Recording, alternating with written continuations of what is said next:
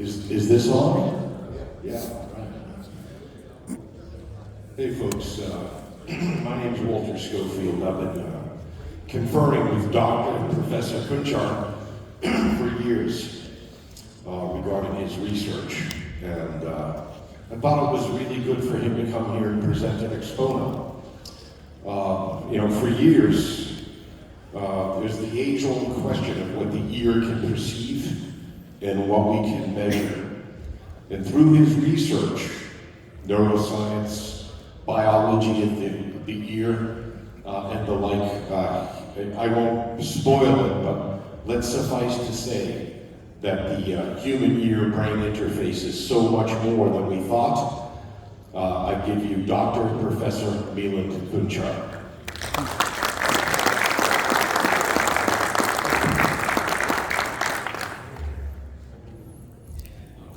Thank you very much, Walter. I want to begin by thanking the organizers, especially Mr. Walter Shogol and Liz Smith for inviting me here and giving me this opportunity. A lot of reverberation.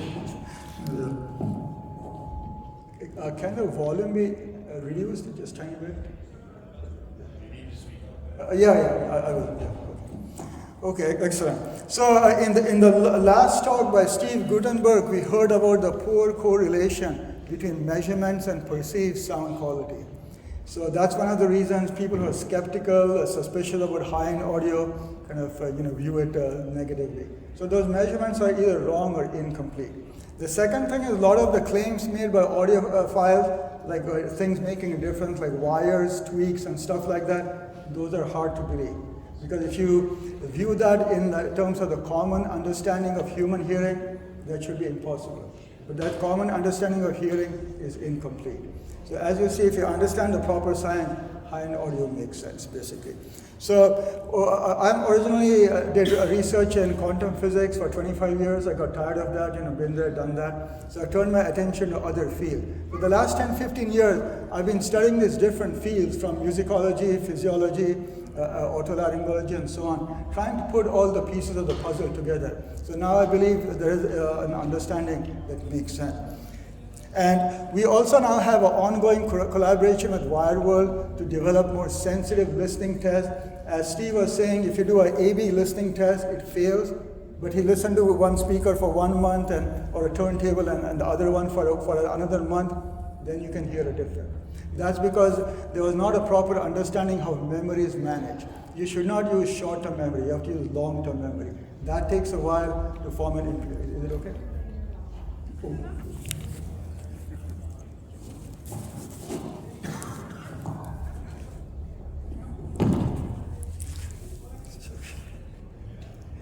So once you consider all these other things, you'll see the story makes sense.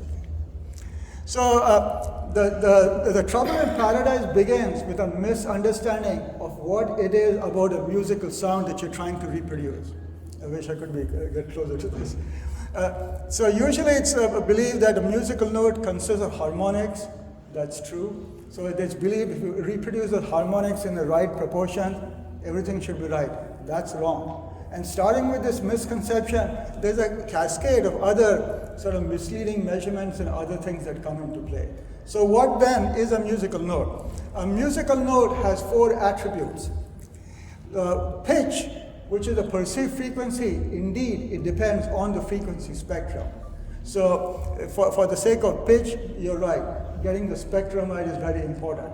But if all you're interested in getting the pitch right, you don't need to spend tons of money. A $5 clock radio from Amazon reproduces the pitch right. Have you ever heard an audio system with a melody change? That was never the problem. The struggle is in getting the timbre, the tonal quality right. This dot might be almost invisible, sorry about that. It's in the timbre. The timbre does not depend on the spectrum in the simple way people usually think. So here are spectrograms. So this the vertical axis are the frequencies, the brightness is the intensity, how much. The horizontal axis, that's the time axis. A spectrogram is a moving spectrum. It tells you how the spectrum is changing with time. So this is a violin, a harmonica, and a piano. Just 3 of some instruments I happen to have at home. What catches the eye, if you look at the harmonica, It's packed with harmonics and overtones. Maybe that's why it's called a harmonica. Compared to the piano, it's so sparse. In the twilight of the piano note, only the fundamental survive. You have a pure tone, basically. So one would think that the reason the harmonica, violin, and piano sound different is because of the spectrum, basically. That's wrong. Much more than that is the subtle timing, the beginning of the note, especially, that makes all of the difference. If you look closely, the piano, all the frequencies begin at exactly the same time. This line is vertical. That's because of the hammer mechanism of the piano. All of the frequencies burst out at the same time. In the case of a harmonica, which is a more normal instrument, the low frequency, the fundamental, it begins earlier. The high frequency, they begin a little bit later. There's a slope to this. It's not vertical. So that's what makes the difference. The violin is an anomalous instrument. It has an anomalous spectrogram. Look at this. The fundamental, it begins later. Some of the higher harmonics, they begin earlier. The fundamental begins a little bit later. It's the subtle timing at the beginning that makes the big difference in the tonal quality, not the spectrum. How can you prove this? You can play the piano note backward. If you play the piano like right to left instead of left to right in time, fundamentals start first, then this harmonic, and so on. It starts to look like a harmonica. The spectrum will not look like a harmonica, but the timing looks like a harmonica. Let's see if this thing is going to work now. This is always a challenge to get the audio to work. So in the top, you have a piano notes played normally in time. So let's listen to them. You see? Now let's play the same note, exact same note, backwards in time. The spectrum is exactly the same. There's the spectrum on the right hand side. It's exactly the same.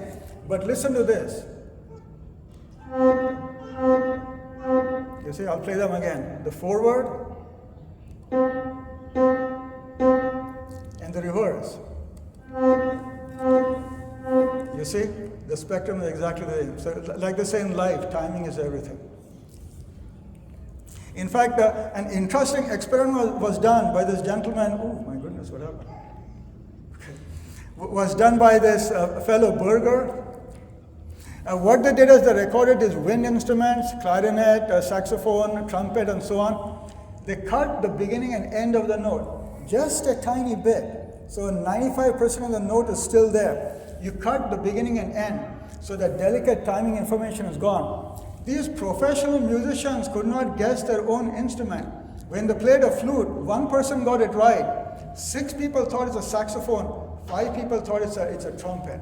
So this shows these people listen to the instrument every day. They couldn't recognize their own instrument just by removing some small timing. The spectrum had hardly changed. How important is the frequency of the spectrum? That's the point. There's more to it than that. Okay. So since the spectrum is so important, we just said that the timing is more important than the frequency. What's the connection between the two? Sometimes nothing. Usually in physics and engineering, you think that the time goes, oh my God, what was this?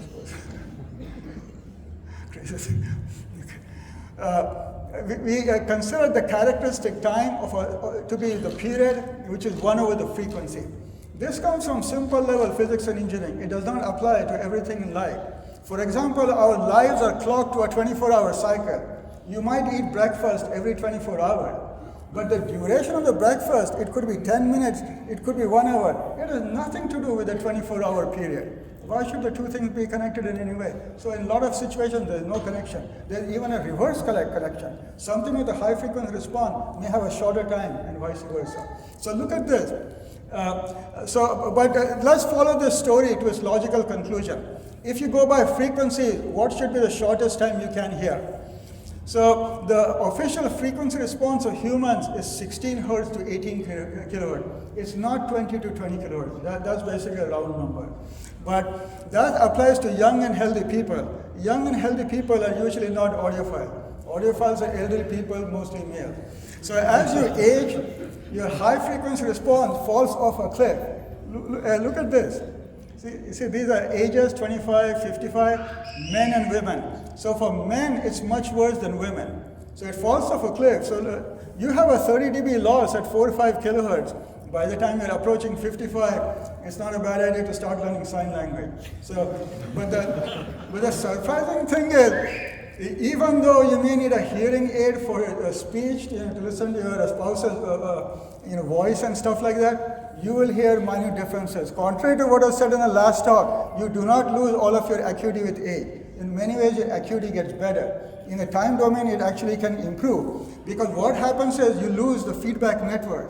Everybody knows when you're remove negative feedback from an amp, it sounds better. That's the point. By removing some of the feedback circuitry, you lose your high frequency sensitivity, but you can have faster, better response in the time domain.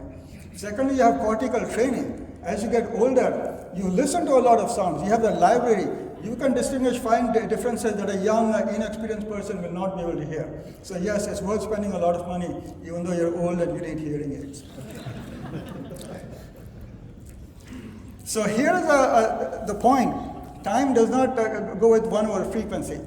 The way we tell the difference between the angle the sound is coming from is the time difference between the right ear and the left ear. So if a sound is coming from the front, it reaches my ears at the same time. If it's coming from the right, it reaches this ear before this ear. So the brain uses that to distinguish the angle the sound is coming from. You can also do this experiment. Instead of moving things at an angle, you can have headphones and you can electronically introduce delay.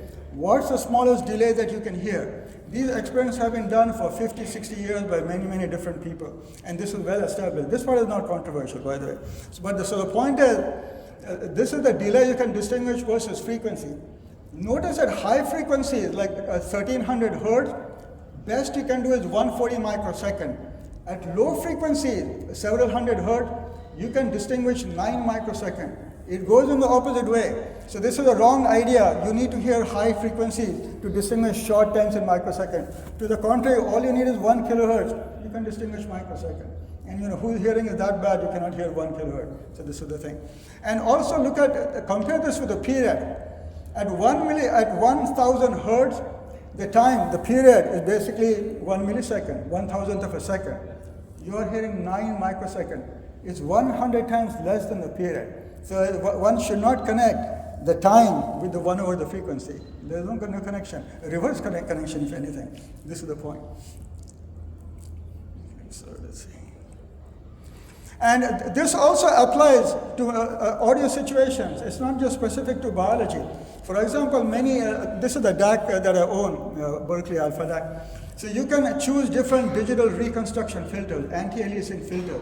So the one they recommend is it's called 1.16. Who knows what that means? That lets you have a frequency response to 22 kilohertz. But I experimented with a different filter. If you use another filter, you lose the frequency response, but you are better in the time domain. You see, it quiets down much more quickly. So this is the point. So even in electronic situations, sometimes by having a smaller frequency response, you can have a shorter, better time response. So you have better low-level resolution. So the high frequency response and resolution, all these things, do not have a simple connection. Okay, another myth, diminishing return. So as you go to higher and higher, level of audio, more and more money and stuff like that, the view is, do you have diminishing returns? Can you really hear the difference? Do you really need 1/1,000,000% in accuracy? No. That would be a very mediocre system, suitable for your pets and stuff like that. 1/1000,000% will not be enough. What people forget is when you talk about a certain percentage of distortion, the waveform here, this is not one instrument. This is from the Beethoven's 6th Symphony by the. You have 100 instruments. This voltage represents the sum of 100 instruments. Each instrument has its spectrotemporal structure. It has its fine timbre. Then on top of that, you have first order, low order reflection, and then you have the reverberation. So think of how much information there when you're listening to a symphony. Oh my God, even 1/1,000,000% may be detectable. So this is the point. And what happens is, as you go to better systems, I think Steve was talking about that in terms of resolution, if it can recover very quickly, and the signal doesn't linger like contamination for a long, long time, you have low-level resolution. That's let you hear delicate things in the sound, such as the reverberation. The reverberation is one of the important cues for depth. Your ear compares the direct sound. You see, you can hear my amplified sound like that, there's a difference between the two. So by comparing those, you have a sense of the depth. So the first thing you lose is the sound stage becomes flat. So that's why you need the low level resolution. So now, seeing what we need to know, let's see what goes on inside the ear that allows this phenomenal resolution of information. So this is the human ear. This is a cross section. The sound goes through the ear canal, eardrum, bunch of bones and stuff like that. Eventually, it goes inside the cochlea. So this cochlea that you have over here is basically 3 canals in parallel like a conduit. This last bone over here, it pushes the vibrations in. They go through this canal, go around, make a U-turn, and come back and go back into the middle ear. So that's basically what's happening. Between these 2 canals, you have a membrane. This membrane is the famous basilar membrane. It kind of looks like this. It is tapered. So near the entrance, it's narrow. So the collagen fibers are short, they're thin, they're under more tension. At the far end, this is of course coiled like 3 times, but at the far end, the membrane is wide. So the collagen fibers are long, they're thick, under less tension. This is like a piano or a harp. These are the treble string, those are the bass string. So you have a spectrum analyzer, essentially. But how many channels? On the other side, you have sensory cells, you have microphones. How many? 3,500 rows of cells. It's a 3,500 channel spectrum analyzer, basically. So that you have distinction. But people usually then interpret the ear as a simple spectrum analyzer. That's also not true. It's more than that. You have 5 stages of active dynamic range control. So it's not a passive controller. The first 2 steps occur in the middle ear. You see you have these bones over here. So if the brain senses the sound is too loud for your protection, it pushes this first bone against the eardrum. So the eardrum is made tight, so it cannot vibrate for your protection, basically. And the last bone over here, there's a stapedius muscle connected to it. That pulls that bone away to prevent vibration going into the delicate cochlea for your protection. So you have these 2 steps, they occur in the 100th of a second, 10 milliseconds.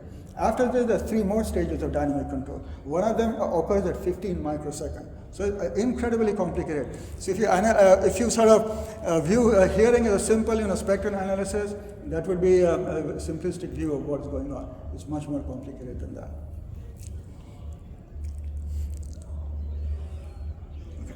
So here's this basilar membrane I talked about. You had this thing over here. So these dots, you have these rows. You have 3,500 rows of these cells. You have an inner hair cell, you have an outer hair cell.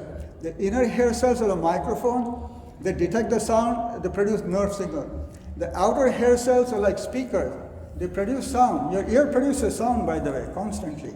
So depending on what's going on, the brain will send a signal down to produce a signal that's out of phase to suppress loud sound. It's like an active cancellation headset. It produces an out of phase signal to reduce the overall sound.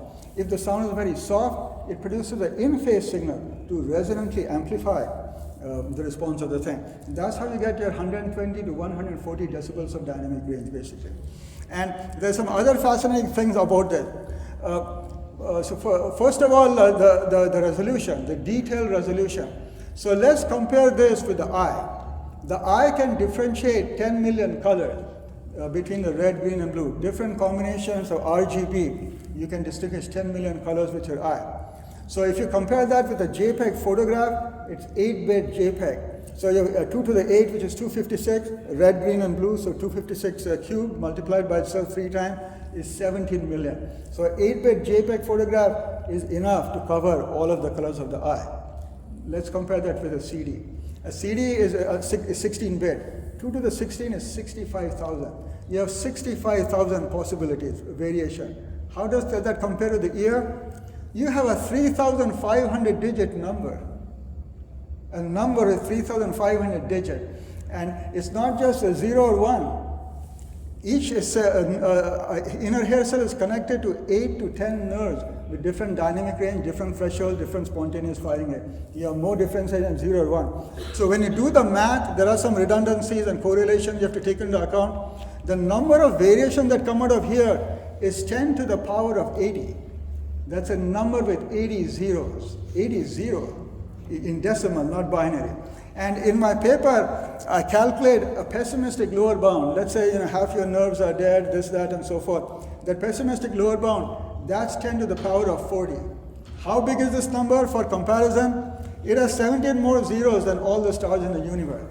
So to refer to the resolution of the ear as astronomical is an insult to the ear. Astronomy is like baby stuff compared with that. That's the resolution. So people say, how could you hear a wire making a cable making a difference? How could you not hear anything making a difference? But it takes time to absorb this information. If you do A/B testing, you're using a short-term memory. That test is doomed to fail. And in fact, we are, along with WireWorld, trying to develop more sensitive testing right now. And also the sensitivity of the basilar membrane, it's crazy. What's the smallest motion of the membrane that you can hear? The softest sound you can hear is 0 dB, 1 picowatt per meter square. So in terms of amplitude, it's 1 picometer.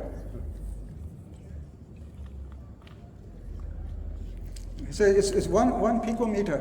So it's 100 times smaller than a hydrogen atom, and you can hear that.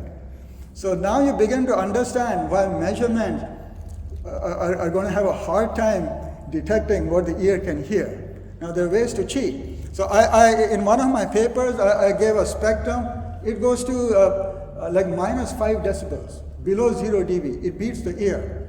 But I measured the same signal 240 times over 2 weeks.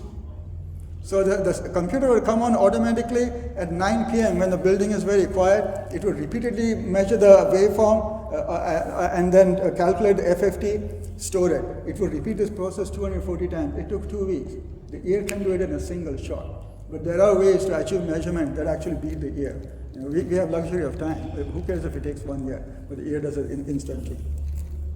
So after this, there is a tremendous amount of neural processing. So one of the things that it took me 2 years to draw this flowchart, by the way, to understand everything that happens inside. There is not room to show, but inside every box, there are lots of sub boxes.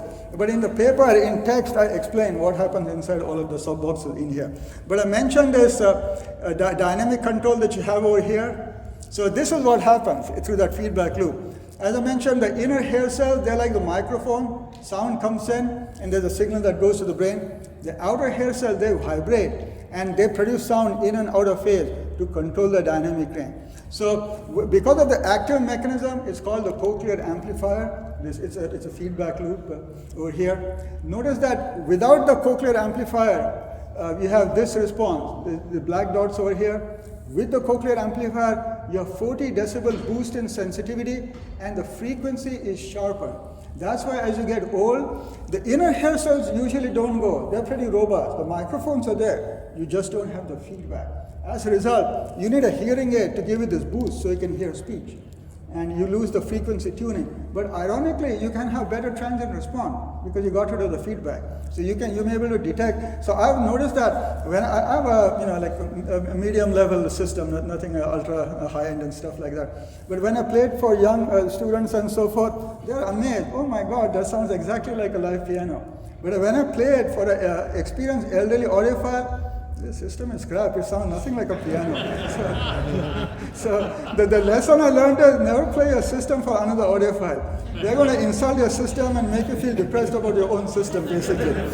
They have good transient response. That's the thing. They may not be able to hear speech. That's a different matter. And this thing I showed you earlier, it depends on the gender and orientation, what happens here. During pregnancy, there is a class of hormones, androgen, or testosterone is an androgen. The higher the level of this, that damages the cochlear amplifier. So generally, the more masculine a person, the worse the hearing and vice versa. So it tracks very well with this business here. Okay, so to review quickly, so you have 5 levels of active controls. One is those bones in the middle ear in a hundredth of a second, 10 milliseconds. And then you have things going on in this cochlear amplifier, 3 more stages over here. I won't go into the detail, but you can read this in the paper. But this is the point. That's why you should not interpret the ear as a simple spectrum analyzer. It's not enough to produce a frequency. The timing is much more important. Which frequency is coming before? So many speaker companies already know this. They have adjustable drivers, they can move back and forth, or through DSP they may adjust the time and stuff like that. Time is very important. So this also, now understanding this 10 to the 40, the crazy amount of resolution that you have, this explains why hearing tests fail, the blind listening tests fail. So what happens is, very commonly they do A/B testing. They'll play on one system, one cable, one speaker, whatever it is, for like a minute or so, and quickly switch to the other one. The rationale is, if you don't switch quickly, you may forget the first one. You want to forget the first one. Otherwise, you're using your short-term memory. Short-term memory is a joke. Average person can remember 4 things. I think I can remember only 2. Like if I have to go up to my room, let's see, I need to get a laser pointer, this, that, and so on. Average person can remember 4 things. You have 10 to the 40 variations there. What are you doing with short-term memory? Useless. Use your long-term memory. So you want to listen to music for a long period of time. In fact, Steve was saying he listened to the turntable for 1 month and then the other one for 1 month, and he compared his emotional experience. That's the point. You can't form an impression of such complex information in such a short time. So the long-term memory is almost infinite. You have 100 billion neurons with 500 trillion connections. So that's what you want to do. Listen to it for a long time, have a break, then listen again. So earlier I did some experiments with interconnect pathway, switching between balanced interconnect and single-ended interconnect and stuff like that. So I thought the difference was like black and white, obvious. So I did it on myself. Oh my God, I failed the test. I got it right like half the time, which you can get by just tossing a coin. So I was actually worried. So maybe all these naysayers, they're right. There is no difference. I've been building like a castle in the air, and I spend all this money, and what am I doing? So then I realized something's wrong. So then I brought in musicians. I forgot like 10 or 13 musicians. I said, you tell me how I should be doing the blind test. So there's one woman, she played the cello in the symphony. So I did my usual thing, like few minutes and quickly going to a few minutes over here. She said my memories are overlapping. She knew nothing about neuroscience nor of audio. She's a musician. I said, what do you mean? He said, you need like a palate cleansing step in between, like with wine tasting. You have to have a break. I said, oh. And she said, the segment is so short. I mean, I sit and listen to an entire work of music, not 3 minutes. So then I increased it. Then I said, let me try it differently. So then I listened to the whole, I did it on myself. I listened to the whole track, 12 minutes. It's a Delius work with violin and piano. And then I would listen to the other one the next day. My wife would go into the room, she would pick, one or the other randomly. I would leave the room, then I would go in double blind and all of that. So the next day, I didn't need to listen to the other one. I remember from yesterday whether it's the same one or not. And I got like 11 out of 12 correct. But that's a very inefficient test. You can spend like 2 days if you're having subjects coming in and stuff like that. So then we shortened it. I forgot. I think it's like 6 minute, 1 minute break, and 6 minute. And then we were able to show that they could hear the difference between the balanced and single-ended interconnect. And so this paper, it was published in the Journal of the Audio Engineering Society, the first one over here. And knowing that this is such a sensitive and controversial subject, they took 11 months to review this paper. They sent it to 4 different reviewers. And even then, after it was published, they held an open Zoom round table. So anybody, anywhere can come and ask any question they want. Like speak now or forever hold your, hold whatever you have to say and so forth. And then after all that was settled, there are various channels on YouTube. They were very overjoyed. Finally there's a measurable difference in these interconnects and stuff like that. They were very happy. On the other hand, there's some YouTube channels which are skeptical about high-end audio. They are very upset. They built their whole career on disproving high-end audio. So they were very mad, actually. So look at this article over here. Hard to believe research. This fellow, he spent 42 minutes attacking me because he was so upset that this was done. So now we are trying, so that was comparing a balance with a single-ended. Now we are trying to go beyond that, develop more sensitive tests and better measurements and stuff. And then coming to the measurements, what was found is for these interconnects here, if you look at the resistance, inductance, capacitance for these interconnects, they were basically the same. I mean, all were perfect. And similarly, look at the frequency response. Flat as a pancake, from like a couple of hertz to 100,000 hertz and stuff like that. So true, people say that, Steve was saying the measurements don't correlate with perceived sound quality. Not these measurements, but there can be better measurements. So I looked at the time domain, and what I found is there you can see various other additional effects like reflection sequences, noise of course, and non-ideal capacitive decay. So what you find is, you have an audiophile wire here, the red one. The blue one is a generic interconnect. It came free with a $40 DVD player. So probably you can buy it for $5 if you had to buy it. But if you look at the frequency response and the transient time, the cheap interconnect is better. Look, the blue one is actually faster, but then it crosses over.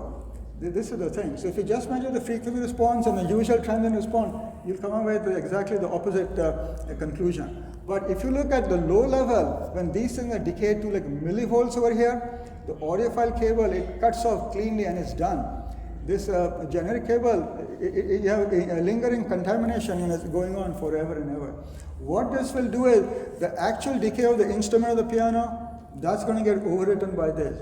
So it's going to cut off sooner. The sound will be dry and it's going to lack musicality basically. And so that's noticed by audiophiles. So, one of the, there's no time to go through all of this. I wanted to just give you a glimpse of the very interesting neurology that takes place in human hearing. I'm going to explain how, remember in the beginning I showed you the spectrograms of the violin, the piano. The frequency started at a different time. Where is this measurement taking place and what's the accuracy? Do you need a millisecond, microsecond, or what? So what happens is, that's an element of pattern recognition. When you're distinguishing a harpsichord from a piano, that's pattern recognition. Pattern recognition has many elements. One of them is temporal, time dependent. And then within the temporal, one of them is the transient. Like when you have a piano, you have this burst of frequency. So that's like the attack, that's the transient. So believe it or not, there's like a substation in the brain. All it does is measure that transient. That's the V and LLV. So coming from a physics background, it was fun for me to learn all these biological terms.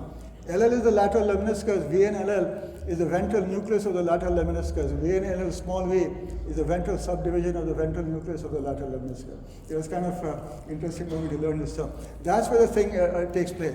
So how does that work? So in that earlier stage, you have octopus neurons. These things are synchronous AND gate. So you have 60 inputs. It's looking at 60 different frequencies, the timing of, to see if they're simultaneous or not. So the way it works is normal neurons are like a tank of water. If people come and pour in a glass of water, the level will rise. If the level rises above a threshold, the neuron will fire. Octopus neuron has a hole. It has a leaky cell membrane. So now if you have a tank with a hole, people need to put the glass of water at the same time, otherwise the first one is going to leak away. What a brilliant design. So that's what this thing does. And how simultaneous in time do they need to be? So we are skipping the details, and I looked at the input impedance of these dendrites and all of those details. But anyway, to make a long story short, you can expect something in the range of 1 microsecond. And in this whole calculation, there is no mention of the highest frequency you can hear. No connection. So it doesn't matter whether you can hear up to 10 kilohertz or 2 kilohertz. The timing between the frequency you can hear, that needs to be accurate to a microsecond basically. And this gives an idea of, that's why the analog tape, I've not done measurement. It's my suspicion that open reel tape, it may have a better response in a time domain. It may not go to 100 kilohertz and stuff like that, just the nature of the reproduction. So I talked to the people, some of the people in the Revox room, so something for the future. So this, by the way, has been verified by some interesting experiment. So this is an experiment done by Barry Leshowitz. So he compared a single pulse with a double pulse. This double pulse has the same energy as a single pulse, but you have a small gap, you have a small separation over here. So the question is, how close can you bring two single pulses together? You cannot distinguish that from a single pulse. It's like with a telescope, if you're looking at two stars, if they're very close, they get merged together, they get blurred together basically. That's the resolution of the telescope. So this work showed you can hear something in the neighborhood of a few microseconds, and it's got nothing to do with the frequency. And we did, and so this is the thing I was talking about, the stars. You have a blurring, you have a diffraction pattern. So when two stars are very close, they basically blur together, essentially. And the same thing, so this is why when people, Steve was talking about CDs and things like that, a CD has an intrinsic width, which is roughly the sampling period. There's no way around that. So you will have that sampling period. And this is nothing close to 1 microsecond or a few microseconds. It's very wide. So often the bottleneck will be somewhere in your system, not necessarily the CD, but ultimately this level of digital, even high resolution digital, will be a bottleneck. And we did some experiments to look at time resolution with square wave. So this idea came about from time alignment of speaker. So in my system, the system I had at home at that time, I had 2 main speakers and 2 subwoofers. They were on an arc, so they were time aligned. So the base frequencies and the main frequencies reached you at the same time. You're sitting at the center of the circle, essentially. And so the gentleman, Professor Tom Rossing, the late Tom Rossing, he was a former president of the Acoustical Society of America. His book, The Science of Audio, is one I use in my own course. He's the author of 17 books. So he had come to my home and he said, why is the subwoofer in the front? Why not put it in the corner and out of the way? I told him if it's off by half an inch, it'll sound wrong. He said, that's ridiculous, show me.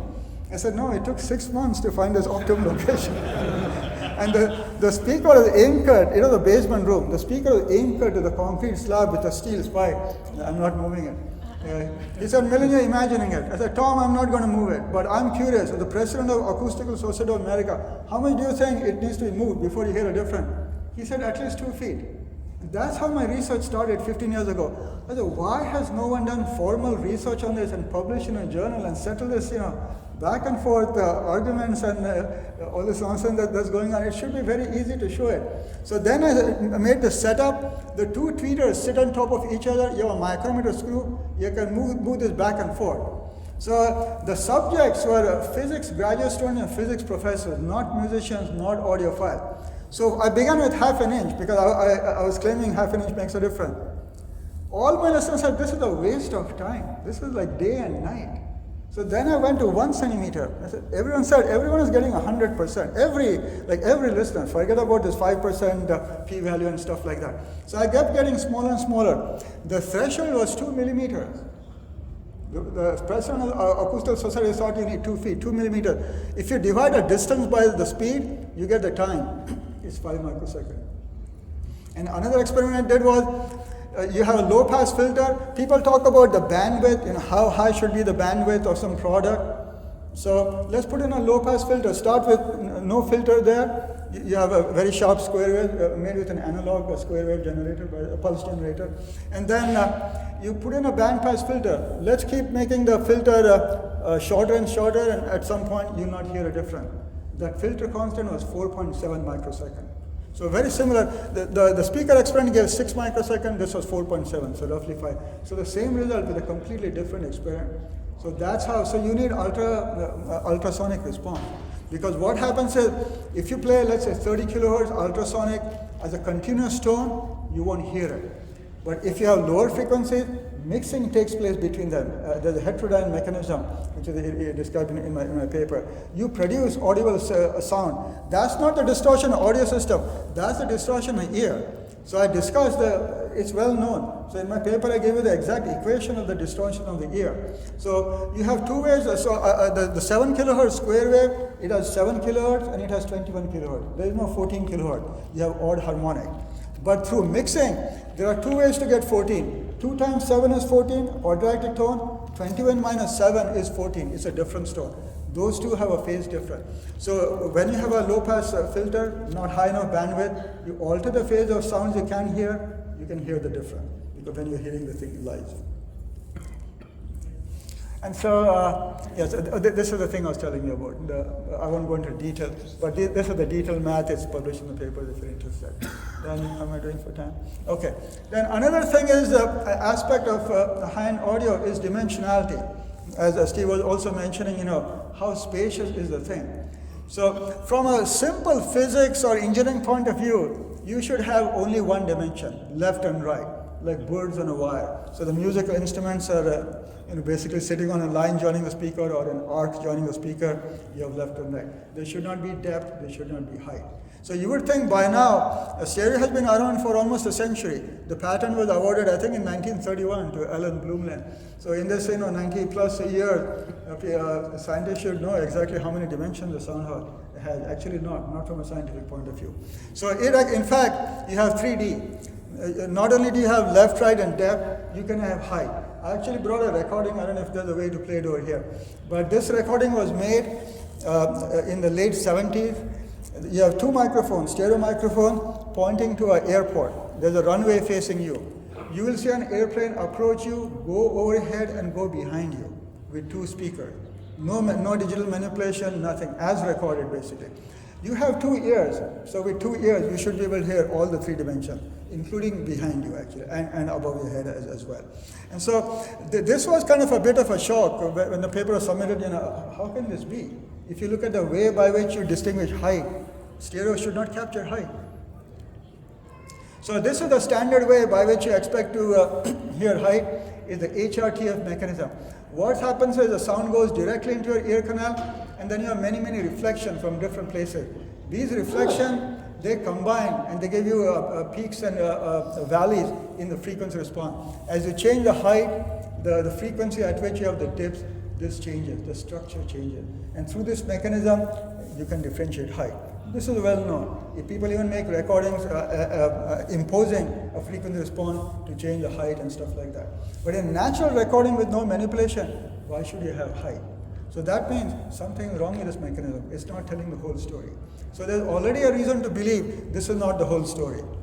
So the thing is, this will not work for a narrowband sound. You need to have many frequencies for the brain to realize that there is a dip there. If you have just one data point, how will you know whether it's a dip? You need to compare it with many frequencies.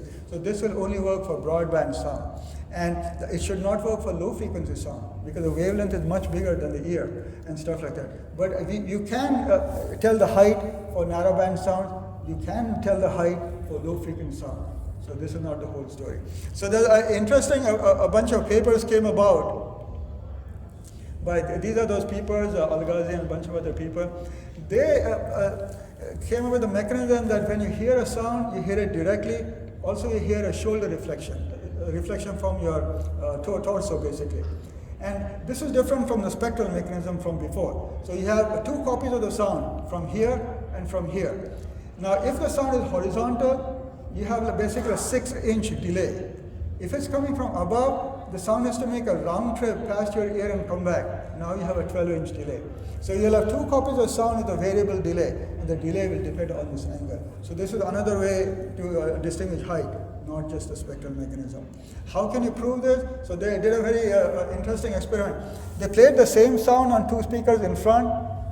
They moved the speakers to the sides of the room. The sound went overhead. And how can this be? Now each ear gets 2 copies. They're playing the same sound. So this ear gets a sound from this speaker, this ear gets a sound from this speaker, but also it goes around the head and reaches the other ear. So each ear gets 2 sounds. But by coincidence, the trip around the head is about the same distance as a shoulder reflection. So the brain was mistaking that for a shoulder reflection, and the sound went overhead. So then I proposed, in that case, stereo, if the microphones are far away, you have a direct sound, you have a reflection from the floor. If the mic is very close, that's a crazy delay. If the microphone is at least 7-8 feet away, the floor reflection will look like a shoulder reflection. And so we did a test based on this. So we used an Opus 3 recording. They're using the Blue Milind microphone technique. And there was a banjo, which was, so the question to the listener was, what is the relative height of the instrument? So that the person standing and playing a trumpet, there's somebody sitting on a short stool playing the banjo. And 28 out of 29 people, they guessed it correctly. And then I contacted Opus 3, and what's the name? John Eric Person, I think, yeah. So we had communication with him. So I said, what was the arrangement of the musical instrument? He said, that's exactly how it was. The trumpet player was standing and this guy was on the floor. So you're able to hear height in a recording. And with that airplane recording, oh my God, it goes over your head and it goes behind you. But even so you can have height. Of course, you can have depth and width, but you also have height when everything is done correctly. And you look at the p-values. Usually like a 5% is enough to publish. The p-values are much more than that. So let's see. Let me do a demonstration. Don't worry, I'm not going to go into this. But at the later stage of the cortex, you have information from the ears and the information from your eyes, they merge together. So what happens when the two things, your vision and audition, are in contradiction? Vision overrides, basically. So that's the point. Hearing perception is so complicated that you hear something that's not there. Your eyes force you to hear something different. Let me see if this demo will work.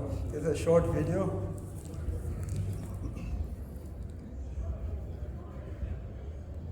So the video, it's actually a separate file. Let me see.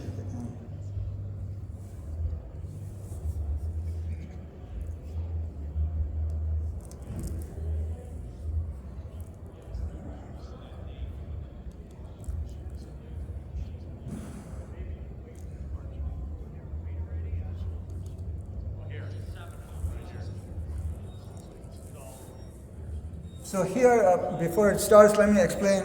So I've made a video of myself. On one side, I'm saying ba, ba, ba, like a B in boy. And the one on the right-hand side, I'm saying va, va, va, V as in Victor. But what I've done is, there's only one audio. I'm always saying ba, as in B as in boy. There's only one audio. But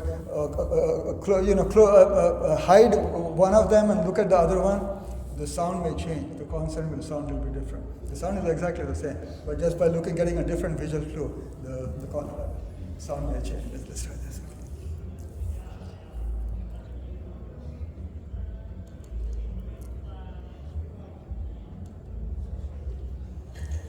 Ba, ba, ba. Ba, ba, ba. Ba, ba, ba. Ba, ba, ba. Ba, ba, ba. Ba, ba, ba. Ba, ba, ba. Did you hear a difference? The video and audio was slightly not synchronized very well, but when it's done just right, I mean, you know there's one sound. You look at the other lip movement and you hear a different sound. So this is the point. I mean, the hearing is much more complex than people usually give it credit for. Go back here.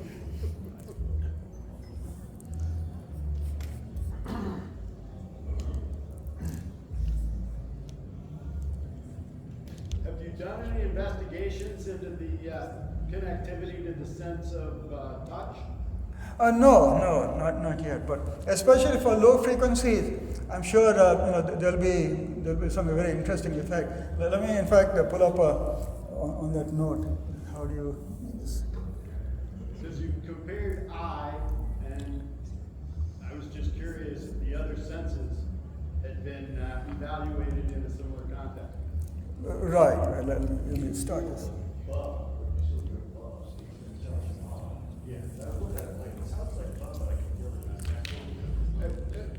So on that note, as far as sense is concerned, people usually, in terms of bass, people ask, do you feel the bass or are you hearing the bass? It's kind of a moot question. They're the same. The two senses of touch and audition, they merge together. So the DCN over here, this thing MSN, that's the medullary somatosensory nucleus, sense of vibration and touch. DCN, that's the sense of sound. At the level of the DCN, that's the dorsal cochlear nucleus. The sound and the vibrational sensing, they merge together. That's why it's confusing to distinguish whether you're feeling it through your body or that, because they're actually joining together at the level of the DCN. And last year I went to the Munich show over there. And I was, walking around, going through different rooms and stuff, and I walked into the CH Precision room. They make electronic. They're in Switzerland, in case you don't know this company. But I walked over there, and this fellow, Loris Steele, the senior engineer, he saw my name tag. Oh, you're Kunchur. Let me show you something. So he gave me their product brochure, the literature, and I opened it. It's filled with pictures from my papers. See over here is the source. It's over here. And they mentioned that now their future development, they're basing that on some of the ideas that are presented over here in terms of the low-level resolution, the residual decay, and things of that nature. So since I'm coming to the end of my time, let me kind of quickly summarize. So our human hearing is much more sensitive and resolving, sophisticated than is commonly appreciated. And in particular, the time response, the temporal response, is in a microsecond. So for that, in components, usually if you have a higher frequency response, you'll have shorter times. But not always, like with the digital filters and some other things, but still, more or less that's true. So it's worth having a higher bandwidth for this reason over here.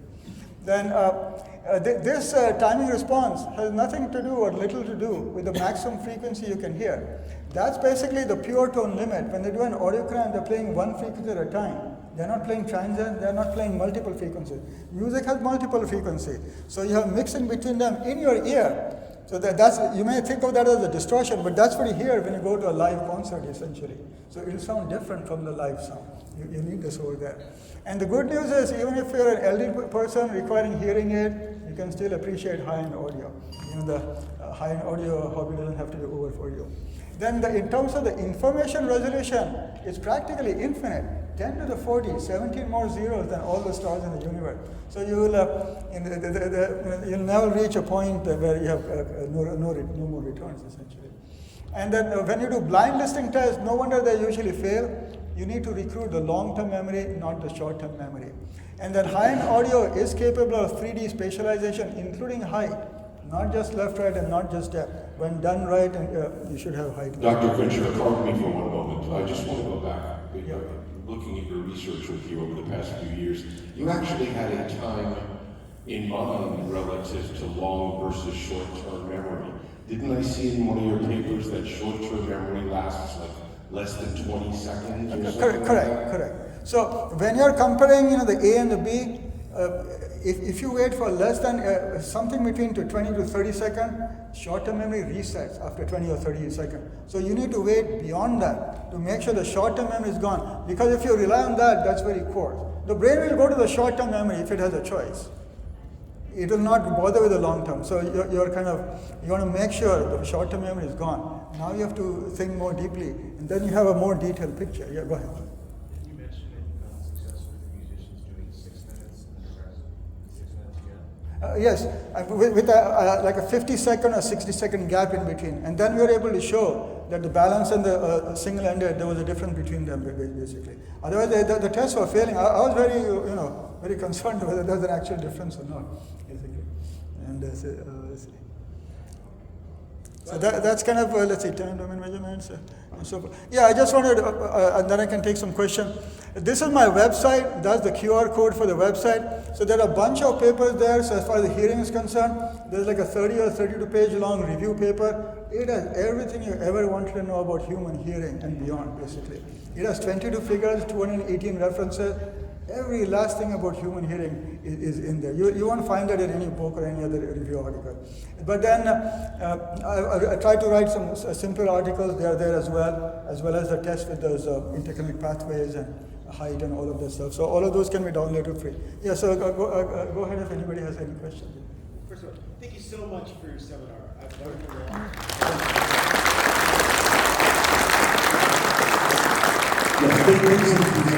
I've learned so much today, and some of it confirms some things that I've studied for some time now and tested. Other things are, like provide a lot more detail and nuance. This is really tremendous, and I really applaud the work that you're doing, particularly the time domain. It's so important. I am curious about one thing, and I know some other people are kind of curious of bringing this up too. I don't think this is anything that really, in any ways, that's sort of controversial. This proves some tenets of what you're doing, because I think when you're talking about short-term versus long-term hearing and differences, you're dealing with, maybe an average person that would come to a show like this, and I think that's important research. What I would ask, however, is that in addition to being an audiophile, being in the industry, also professional musician, trained, went to music school, I can assure you that essentially for ear training, we have to differentiate on a relatively into bad intonation grand piano or spinet, or particularly the mini grand, which is one of the worst for intonation differences as the octaves go up and down. And they will move up and down in the octaves and give us seconds to determine that's a D7 minor 7 chord, that's a D sus chord, that's a Ray 6th. And I have to know within 3 seconds, and the next one's coming, the next one's coming, the next one's coming. I have no time, there is no palate cleanser, or I fail. Correct. So for certain... I think you two might have a longer private conversation after Right. this. No, but I'll make a quick comment. So for certain kinds of listening comparison, there's nothing better than short-term memory. So the kind of thing you're talking about, you want to use your short-term memory. So that's the in psychoacoustic, they're doing measurements like what's the smallest shift in frequency, what's the smallest shift in volume that you can hear. They're called JNDs, just noticeable differences or difference alignment. There you're focusing on one aspect. So you want short-term memory. It's very accurate, it's very precise actually. But when you change a component, whether it be an amplifier or cable or whatever, you're not making change in one parameter. That's sprinkling distortion over the whole spectrotemporal landscape. So to see that, like you're looking at a painting, you'll not notice something about one brush stroke right away. It takes a while to absorb it. So that's why audio component is not a controlled experiment. That psychoacoustician use. That's why they're not the right people to be designing tests for high-end audio, actually, because they think differently. They think short term. For good reasons, yeah. Thank you. Okay, hang on, we have another question. Hey, thanks so much for the presentation, super interesting. You were talking about timing a lot. Has there been any research into like pre and post ringing as a result of filters, like for example, DAC upsampling filters? Say that again. Sorry, like pre and post ringing when it comes to like the impulse response from like filtering, like a lot of digital filtering, for example. Oh, okay. So you're talking about the time domain response of the filter, pre and post ringing, that business there. So that's very true. So that's the thing. In some DACs, you can choose the different filter, and you have a trade-off between the pre-ringing, post-ringing, and the frequency response. So these three are at odds with respect to each other. So between the pre and the post, I don't know for a fact. What the effect is. I would suspect that a pre-ringing may be more unnatural. So it's better to have a post-ringing response rather than having ringing. You never have that in real life. That would be my guess. But what we found is it's better to sacrifice some frequency response and have a cleaner time response where the ringing cuts off sooner. And we are talking to microseconds. The ringing was going on for hundreds of microseconds, a millisecond practically. So no wonder everything smeared out. That's why I have a suspicion. Like people talk about analog, open reel, deck, and so on. It's possible that its response is very clean in that respect. Why will it have ringing? Where will it come from physically? So that's something I want to investigate a little bit. Thank you. Got another question over here. I'll get to you up front right afterwards. Thank you so much for the great lecture. Andres, I work for Hegel, and we design electronics, and we use the parameters that are standard in the industry because that's the only way to compare. What you're saying is that those parameters aren't sufficient to actually gauge the quality of the system, which is something we've all, I guess, heard everywhere on this show. Do you have any suggestions of what parameters we should be using and making it as a standard for actually getting the timing issues and timing stuff into like regular parameters and headsets? So you're asking what would be good measurements to provide a more insightful... How can we get the whole industry to get on board so that we all can compare this stuff? I think what he's asking is how much does it cost for your consultation?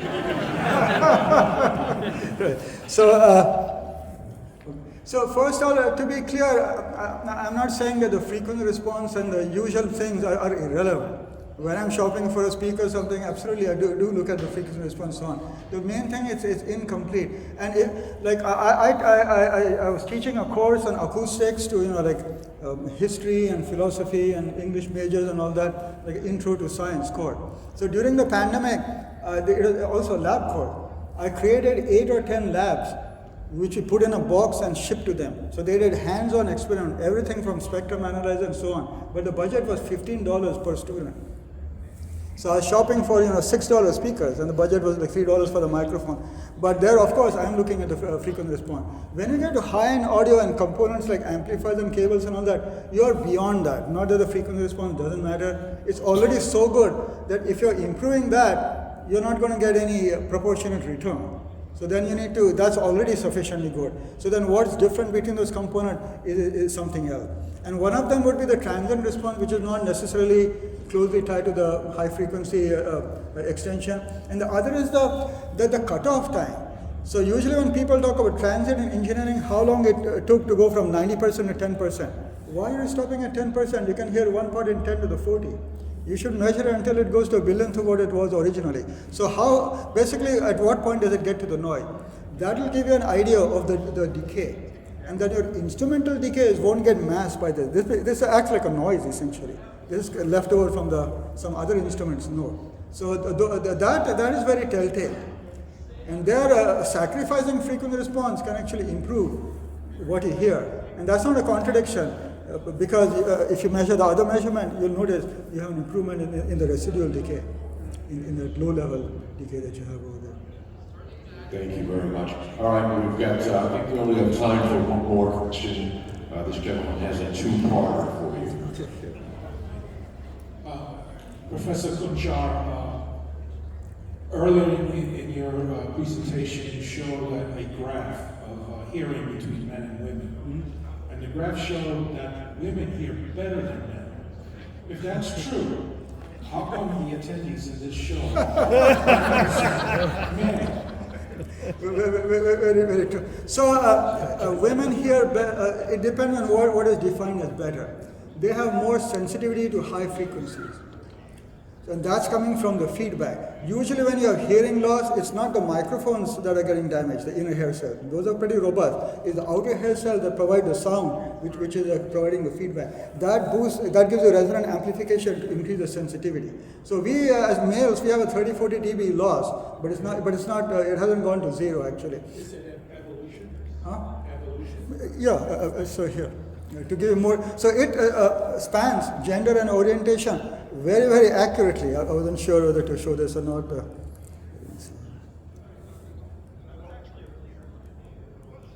It's a kind of it's in my paper, but since you asked.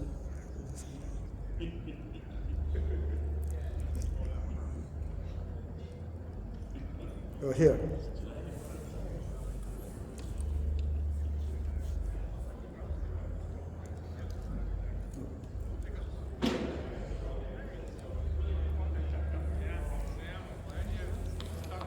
So this is an objective measurement of your hearing response.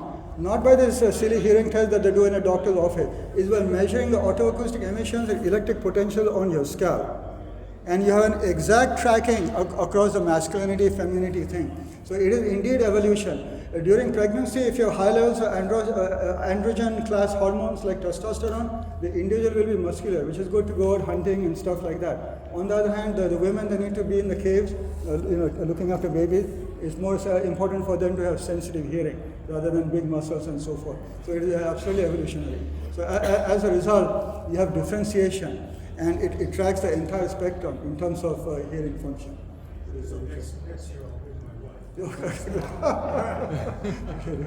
Thank you.